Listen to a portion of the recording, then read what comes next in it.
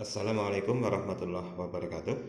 Kita lanjutkan pembahasan tentang hukum-hukum Newton. Untuk kali ini kita bahas hukum Newton 1 atau hukum 1 Newton. Kemarin di bagian dinamika benda tegar, sebelumnya kita sudah membahas tentang hukum 2 Newton. Jadi hukum 2 Newton itu kan diterapkan manakala sigma F atau resultan gayanya tidak sama dengan 0 atau ada resultan gaya. Nah, untuk sigma F tidak sama dengan 0 maka ada percepatan. Maka persamaan komplitnya adalah sigma F sama dengan M dikalikan A. Itu untuk gerak translasinya. Untuk gerak menggesernya atau gerak lurus itu hukum 2 Newton begitu. Kemudian kalau hukum 2 Newton untuk gerak rotasinya, maka terjadi ketika sigma torsi tidak sama dengan 0. Ini untuk gerak rotasi. Nah, kalau sigma torsi tidak sama dengan 0, maka otomatis ada percepatan sudut. Ada percepatan sudut sehingga notasi atau rumusan matematisnya sigma torsi akan sama dengan I dikalikan alfa gitu. Nah, itu hukum 2 Newton. Untuk hukum 1 Newton, kapan berlaku? Ini manakala sigma F-nya sama dengan 0. Kalau sigma F sama dengan 0, maka benda akan tidak ada percepatan. Alias percepatannya sama dengan 0. Hanya 0. Sehingga untuk benda yang sudah diam, dia tetap akan diam. Jadi ada dua kemungkinan untuk sigma F sama dengan 0 ini. Ketika sigma F sama dengan 0, maka benda yang diam tetap akan diam. Benda yang sudah bergerak akan tetap bergerak lurus beraturan dengan kecepatan tetap. Sehingga untuk A sama dengan 0 ini ada dua kemungkinan, yaitu benda dalam kondisi diam atau bisa juga bergerak lurus beraturan dengan kecepatan tetap atau percepatannya 0. Ini untuk gerak translasi atau gerak menggeser. Bagaimana untuk gerak rotasi? Maka hukum 1 Newton akan mempunyai rumusan terjadi saat sigma torsi sama dengan 0. Ini untuk jenis gerak rotasinya. Sigma torsi sama dengan 0, sehingga nanti alfanya sama dengan 0. Karena sigma torsi sama dengan 0, sehingga 0 sama dengan I kali alfa. Alfanya otomatis sama dengan 0. Atau tidak ada percepatan sudut.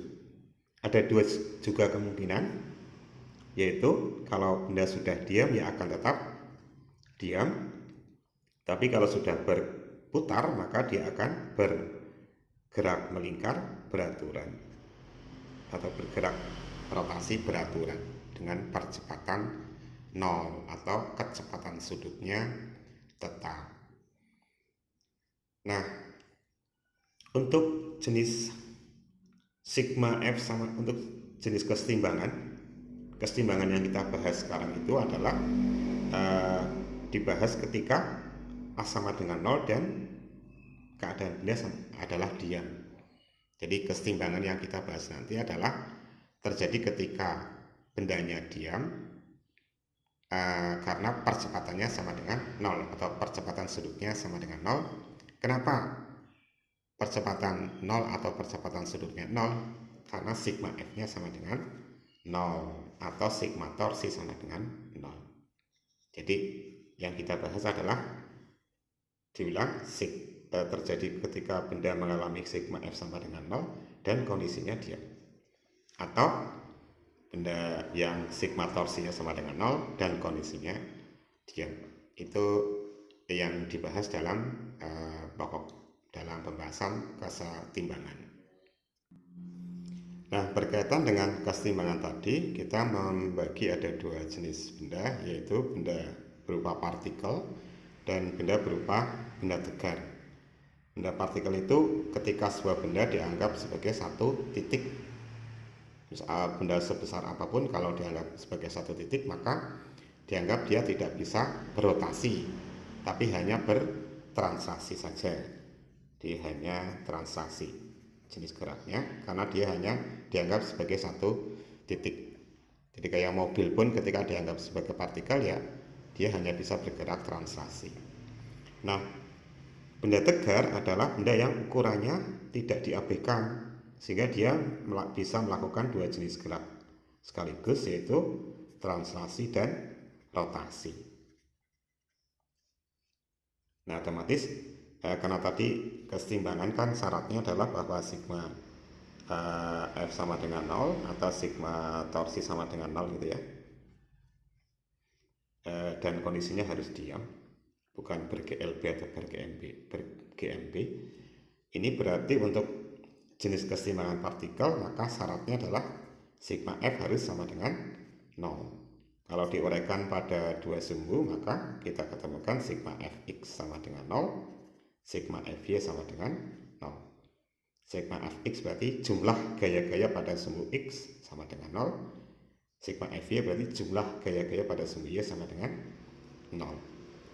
Nah, untuk benda tegar, karena dia bisa melakukan dua jenis gerak, yaitu translasi dan rotasi, maka syarat keseimbangannya adalah untuk yang ini sigma F sama dengan 0, untuk rotasinya sigma torsi harus sama dengan 0.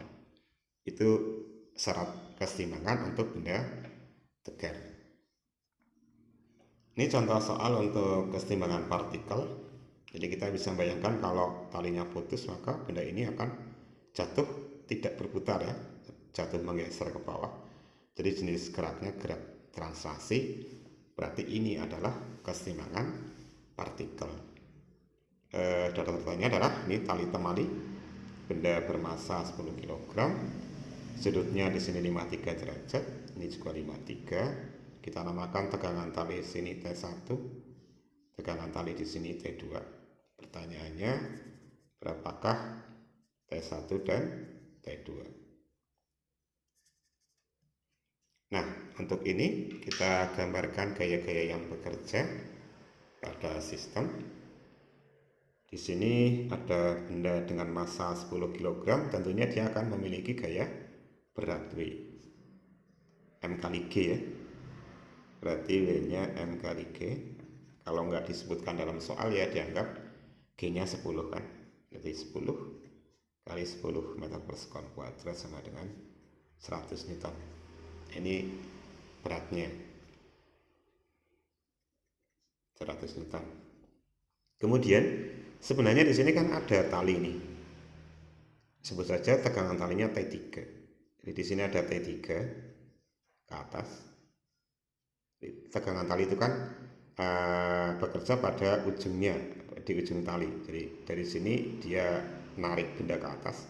Nanti di atas di pas ujung sini itu ada T3 juga, tapi arahnya ke bawah. Jadi ini bekerja pada pertigaannya.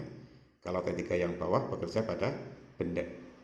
Dalam kondisi setimbang, maka untuk benda W, sigma ini pada benda M ya, sigma F sama dengan 0, karena ada dua gaya ini. Sumbu Y lah, sigma F pada sumbu Y sama dengan 0. Gayanya T3 dan W.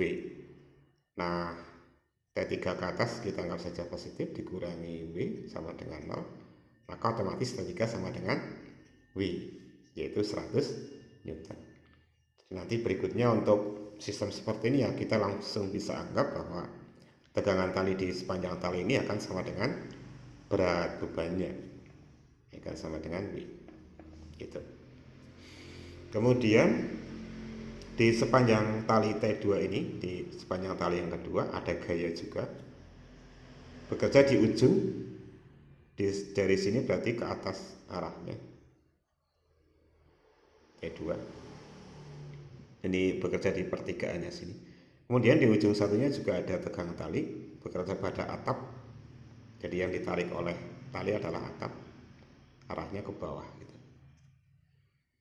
Demikian pula di tali pertama ada tegang tali bekerja di ujung ini ke atas, T1-nya ke atas.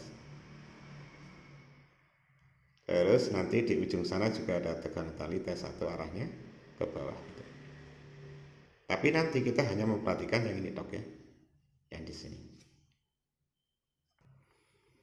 Kita lanjutkan, ini kita yang pertigaannya ini kita gambar khusus, ada sumbu X dan sumbu Y.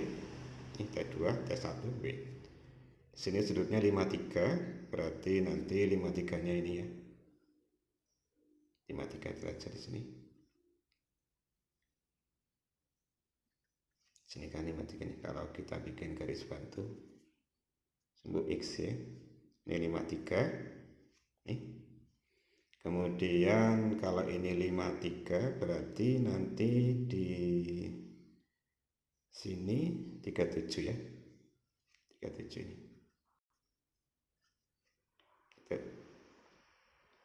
Otomatis ini 37. Ini jadinya 53 derajat. Oke, kita lanjutkan. Kita uraikan gaya-gaya yang ada. Kita lihat bahwa ini sumbu X, sumbu Y. W sudah tepat bekerja pada sumbu X. T2 melenceng tidak tepat pada sumbu X. Demikian juga T1 tidak tepat pada sumbu X maupun sumbu Y. Jadi kita uraikan T2 ke arah sumbu X. Nah ini dia, kita peroleh T2X. Di komponen T2 pada arah sumbu X. T2 kita uraikan ke sumbu Y atas. T2Y 53. Kemudian T1 kita uraikan ke sumbu X. Ini T1X di komponen T1 pada sumbu X. Demikian juga T1 kita uraikan ke sumbu Y. Kita peroleh sana T1Y. Nah, kita cari besarnya masing-masing T2X, T2Y, T1X, dan T1Y.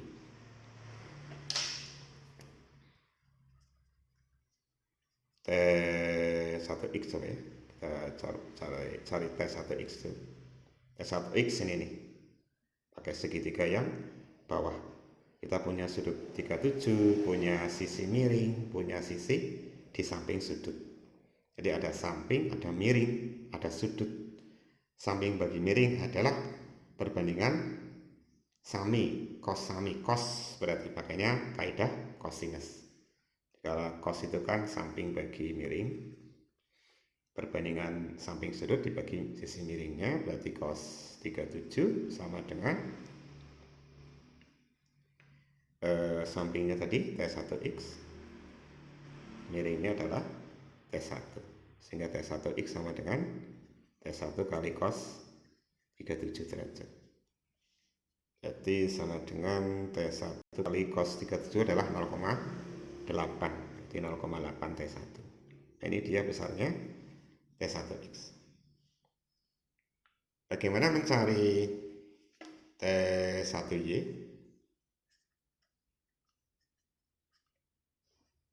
T1Y ya, nih. Ada di sini nih T1Y. Kita pakai segitiga ini berarti. Ada T1Y di depan sudut, karena ini 37 ya. T1Y depan, ada miringnya T1, ada sudutnya 37. Sehingga kita punya sisi depan, sisi miring, dan sudut. Depan dibagi miring, itu kaidahnya kaidah sin demi. Sinus adalah depan dibagi miringnya. Sehingga sinus 37 sama dengan depannya nih, sudutnya ini kan ya. Depannya ini nih, T1Y. Miringnya siapa? Ya T1. Bagi T1, maka T1Y akan sama dengan pindah ruas T1 kali sin 37. Sin 37 0,6, berarti 0,6 T1. T1X ketemu, T1Y ketemu. Nah ini. Lanjut ke mencari T2X dan T2Y. T2X dan T2Y. Dengan cara yang sama dengan tadi, T2X pakai segitiga bawah ini, ada samping dan miring, berarti pakai cos. Di cos 53 sama dengan cos sami ya, samping bagi miring. T2X dibagi miringnya T2, berarti T2X sama dengan T2 cos 53, berarti cos 53 adalah 0,6 T2. Demikian juga kalau mencari T2Y pakai segitiga atas ini, ada sudut, ada depan sudut yaitu T2Y, ada miring, depan miring, sin. Jadi sinus 53 sama dengan depannya T2Y, miringnya adalah T2. Berarti T2Y sama dengan T2 dikalikan sinus 53, sin 53 0,8 gitu. Nah, sudah ketemu T1X tadi sudah ada, T1Y ada, T2X ada, T2Y ada. Nah, sekarang baru kita bisa menggunakan syarat kesetimbangan. Syarat setimbang, yaitu bahwa sigma F kan sama dengan 0. Jangan lupa tadi benda ini tidak mungkin berotasi, jadi dia hanya bertransaksi saja, maka syarat keseimbangannya ya sigma F sama dengan 0. Kita uraikan pada arah sumbu X, sigma Fx sama dengan 0. Nah, kita lihat di sumbu X hanya ada dua gaya yang bekerja nih. Sumbu ikan yang mendatar nih ya. Gaya yang bekerja adalah T2X dan T1X. Anggap saja ke kanan positif, ke kiri negatif. Jadi akan kita peroleh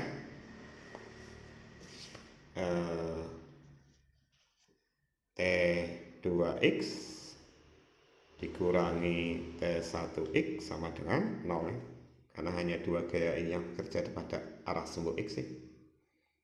Jangan lupa ketika sudah diuraikan ke arah sumbu X dan Y, maka T2 nya kita anggap tidak ada dalam analisa. Demikian juga karena T1 sudah diuraikan ke sumbu X dan Y, maka dalam analisa berikutnya T1 dianggap tidak ada gitu, karena sudah diwakili oleh komponen-komponennya. Kita lanjutkan, T2X tadi adalah 0,6 T2, T1X nya tadi adalah 0,8 T1 sama dengan 0, berarti 0,6 T2 sama dengan 0,8 T1, atau T2 sama dengan 0,8 per 0,6 T1 alias sama-sama dibagi 0,2, 4 per 3 gitu. Nah, ini perbandingan hubungan antara T2 dengan T1, anggap saja persamaan 1 gitu ya. Nah, lanjut kita pakai syarat setimbang untuk sigma Fy nya sama dengan 0. Kita lihat pada arah sumbu Y tadi, pada arah sumbu Y. Nah, ini pada arah sumbu Y, gaya yang bekerja adalah T1Y ke atas, T2Y ke atas, dan W ke bawah. Anggap saja yang ke atas positif, yang ke bawah negatif, maka kalau dilanjutkan ini akan menjadi sama dengan T1Y ditambah T2Y dikurangi W akan sama dengan 0. T1Y tadi, T1Y ini adalah 0,6 T1, 0,6 T1. T2Y nya tadi ya 0,8 T2, min W nya 100 ini, sama dengan 0, berarti Ini kalau kali 10 semua berarti 6T1 plus 8T2, ini pindah ruas ke kanan sama dengan 1000. Nah, disederhanakan dibagi 2 semua berarti 3T1 plus 4T2 sama dengan 500. Kemudian kalau T2 ini kita substitusi dari persamaan 1 dari ini, T2 ini kita masukkan ke persamaan yang terbaru, persamaan 2. Ini 1 masuk ke 2, kita peroleh 3T1 ditambah 4 kali T2 ini diganti dengan 4/3 T1 sama dengan 500. Berarti 3T1 plus 16/3 T1 sama dengan 500. Samakan ke 3, berarti 9 tambah 16 ya. T1 sama dengan 500. Ini berapa nih? 25. T1 sama dengan 500 kali 3 dibagi 9 tambah 16, 25. 50, ini 2, 20 kali 3, 60 gitu ya. 60 Newton. Nah itu dia besarnya T1. T1 60 Newton. Selanjutnya bagaimana menghitung T2 nya? Ya tinggal dimasukkan ke persamaan 1 tadi ya. Ini persamaan satunya nih. Oke. Karena T2 tadi sudah T1 nya tadi sudah kehitung 60, T1 sama dengan 60 Newton, maka persamaan 1 menjadi T2 sama dengan 4/3 kali ini diganti 60, ini sama dengan 20 kali 4, 80 Newton. Nah itu dia ketemunya 80 Newton untuk T2 dan T1 nya 60 Newton.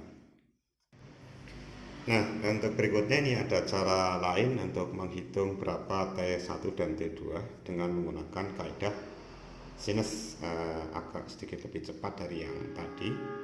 Kalau kita gambar ulang maka kita peroleh ini. Nah, ini tadi W nya 100 Newton. Kemudian ini adalah T2 yang kita mau hitung dan ini T1.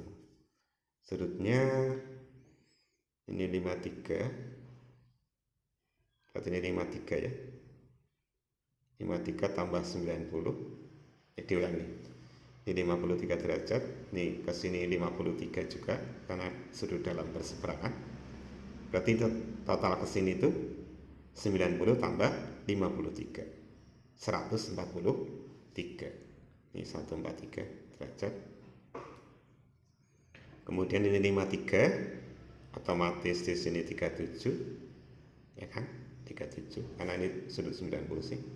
53, 37. Ini ke sini 90. Jadi total ini ke sini 90 tambah 37. 127. 90 tambah 37. 127 derajat. Terus yang ini kita lihat. Ini 53 derajat. Ini 53, otomatis ini ke sini 37 kan? 37. Ini tadi 37, ini ke sini 53. Berarti totalnya ini ke sini tuh 37 tambah 53, 90 derajat alias siku-siku. Itu. Nah, berikutnya karena sudut-sudutnya sudah kita hitung tadi, kita pakai kaidah sinus. Kaidah sinus. Bahwa perbandingan sisi dengan sudut di seberangnya itu berlaku, perbandingan sisi dengan sinus sudut di seberangnya itu berlaku sama untuk ketiga sisi tadi, sehingga akan berlaku untuk ini W banding sinus seberangnya ini, sinus 90 akan sama dengan T2 per sinus seberangnya T2 kan 127 akan sama dengan juga dengan T1 banding sinus sudut seberangnya T1 kan 143 gitu. Nah, ini dia kaidah sinus. Kalau kita lanjutkan, yang jangan lupa yang diketahui W-nya ya. Kita pakai misalnya untuk menghitung T2 ya, pakai dua suku ini. Jadi yang pertama misalnya W per sinus 90 sama dengan T2 per sinus 127. T2 sama dengan W-nya 100 tadi, sin 91 kali sinus 127. Jangan lupa untuk sinus kita punya kaidah juga bahwa sinus 180 min alfa akan sama dengan sin alfanya. Sinus 180 min alfa akan sama dengan sinus alfa. Sehingga kita terapkan ke sini 100 ini akan sama dengan sinus 180 min alfa. Alfanya adalah ini 100 kali sinus 180 min 127 53 100 kali 0,8 berarti sama dengan 80 Newton. Sama dengan yang tadi T2 nya 80 Newton. Yang tadi kan T2 nya 80 Newton. Selanjutnya bagaimana menghitung T1 pakai kaidah sinus ya, pakai yang satunya. Jadi sini ini poin pertama tadi. Poin kedua kita pakai ini dan itu karena ada T1 nya. W per sinus 90 sama dengan T1 per sinus 143 100 per 1 sama dengan T1 per sinus 180 min 143. Berarti ini sama aja sin berapa ini? 37 ya. Ini T1 sama dengan 100 kali sinus 37 ya, 100 kali 0,6 60 Newton. Nah, ketemunya sama tadi dengan yang cara tadi, T1 nya 60 Newton. Itu menghitung keseimbangan partikel dengan menggunakan kaidah sinus. Contoh soal yang kedua ini terkait dengan keseimbangan translasi dan rotasi atau keseimbangan dari benda tegar. Jadi kalau bisa kita bayangkan, ini kalau ada batang AB diikat dengan tali, kemudian di sini dikasih engsel, di ujungnya ada beban, maka ketika talinya putus, batang AB akan berputar ke bawah. Sehingga batang AB ini adalah jenis benda tegar yang bisa berrotasi juga. Kalau engselnya putus, talinya putus, batang AB juga akan bergerak ke bawah. Nah, AB adalah homogen, batang homogen, artinya serba sama, artinya titik beratnya tepat di tengah-tengah batang. Kemudian beratnya 100 Newton, di ujung B ini ada beban 200 Newton, sudut talinya ke sini 30 derajat. Pertanyaannya adalah yang pertama, gaya tegang tali pada BC ini, tegang tali. Kita jawab, kita uraikan atau kita gambarkan dulu gaya-gaya yang bekerja. Di ujung B ini, di talinya ada gaya tegang tali ke atas, ini meninggalkan ujung sini ke atas. Kemudian di sini ada W beban, W beban ini. WB.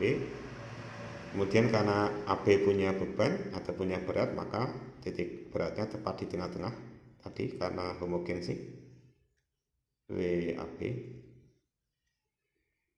Lalu di engselnya ada gaya normal tegak lurus dengan bidang sentuh NA, dan ada gaya gesek. Jadi kalau disentuhkan ke dinding kan cenderung si titik A akan bergeser ke bawah, sehingga gaya geseknya akan ke atas sana. FG gaya gesek. Nah, NA dan FG ini komponen gaya pada engsel. Kayaknya sudah, gayanya habis, kita cari tegangan talinya. Oh ya, ini untuk tegang tali kita perlu uraikan ke arah sumbu X dan Y. Sebenarnya nggak diuraikan juga nggak masalah sih, cuman kalau caranya pakai gaya kehilangan momen ya kita uraikan gitu.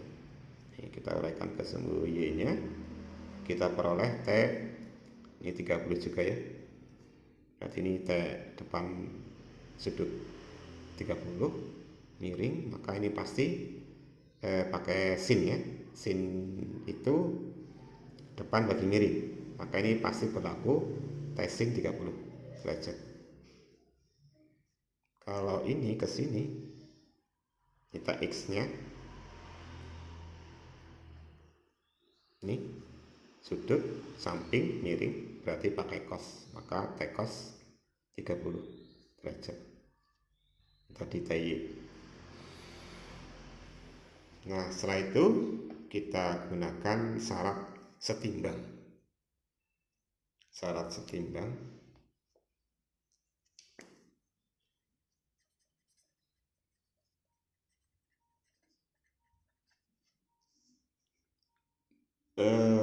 langsung pakai yang sigma torsi sama dengan 0. Kalau dari sigma torsi belum ketemu, kita pakai sigma F sama dengan 0. Kita coba pakai syarat sigma torsi sama dengan 0. Kita pakai poros titik A ya, karena kalau talinya putus kan otomatis dia akan berputar batangnya gini. Nah gini, karena ada engselnya sih, porosnya di A, poros di A sama dengan 0. Kalau porosnya A, maka torsi oleh NA oleh FG ini 0 juga, tidak ada torsinya karena dia tepat bekerja di poros. Kemudian torsi dari TX juga akan sama dengan 0 karena dia menuju ke poros, sehingga nanti hanya ada torsi dari WAB, WB, dan T sin atau TJ ini. Diulang, kalau porosnya A, torsi dari FG sama dengan 0, torsi dari NA sama dengan 0 karena keduanya bekerja di poros sih. Kemudian torsi dari TX juga sama dengan 0 karena dia bekerja menuju poros, sehingga praktis hanya ada torsi dari WAB, WB, dan T sin 30 derajat. Kita anggap saja yang searah jarum jam ini kan menghasilkan putaran searah jarum jam nih, yang positif. Kemudian torsi dari T sin 30 negatif karena memutar berlawanan jarum jam, sehingga kita masukkan torsi WAB ditambah torsi WB dikurangi ini tadi torsi T sin atau torsi TY lah. Habis sudah, torsinya sama dengan 0. Masukkan WAB.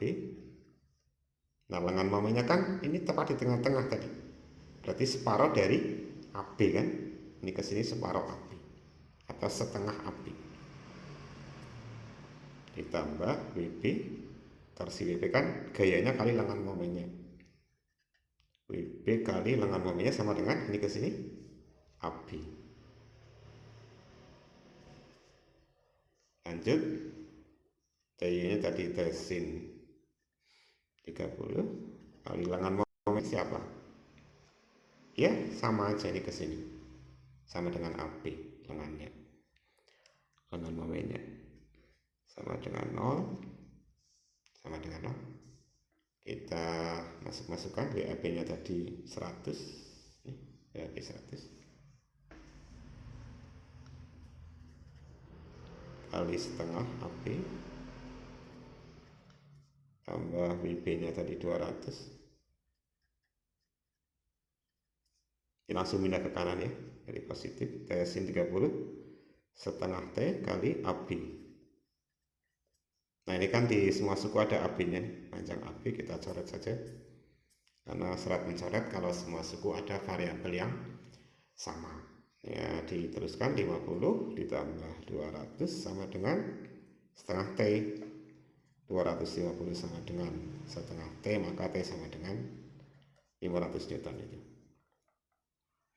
Nah itu tegang talinya 500 Newton.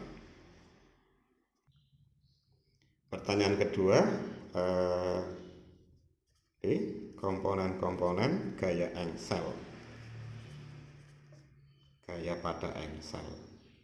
Jadi kan di engsel di sini nih ada dua gaya, yaitu NA dan FG, sehingga kita sama saja diminta untuk menghitung berapa sih NA-nya sama FG-nya. NA itu gaya normal di titik A, FG gaya geseknya. Nah untuk ini hanya kita fokus di titik A, kita pakai syarat keseimbangan yang partikel yang translasinya. Kita pakai sigma fx sama dengan 0. Kalau kita pakai sigma fx sama dengan 0, berarti hanya memperhatikan gaya-gaya pada arah sumbu x. Jadi nanti ketemu NA-nya. Ke kanan NA kita anggap positif, NA. Dikurangin ya, Tx sama dengan 0. Berarti NA sama dengan Tx. Tx-nya sendiri adalah T cos 30. Masukkan tadi T-nya berapa ya? 500. T-nya 500 kali cos 30 berarti setengah akar 3, berarti sama dengan 250 akar 3 Newton. Nah itu dia gaya normal di titik A. Kemudian bagaimana menghitung FG? Ya pakai sigma FY, karena FG bekerja pada arah sumbu Y. Sigma FY sama dengan 0. Kita perhatikan di sini ada yang kerjanya pada sumbu Y adalah FG, T sin, ada WAB, ada WB nih, ada WB. Jadi ada 4 gaya. Ke atas kita anggap positif, ke bawah negatif, berarti FG tambah T sin 30 kurangi WAB kurangi WB sama dengan 0. Oke, lanjut masukkan FG kita mau cari. T-nya tadi 500 kali sin 30 setengah, WAB-nya 100, WB-nya 200 sama dengan 0. FG tambah 250 min 300 ya. Jadi FG sama dengan pindah ruas nih 300 min 250 Newton. Nah, itu dia gaya gesek di titik A sama dengan 50 Newton.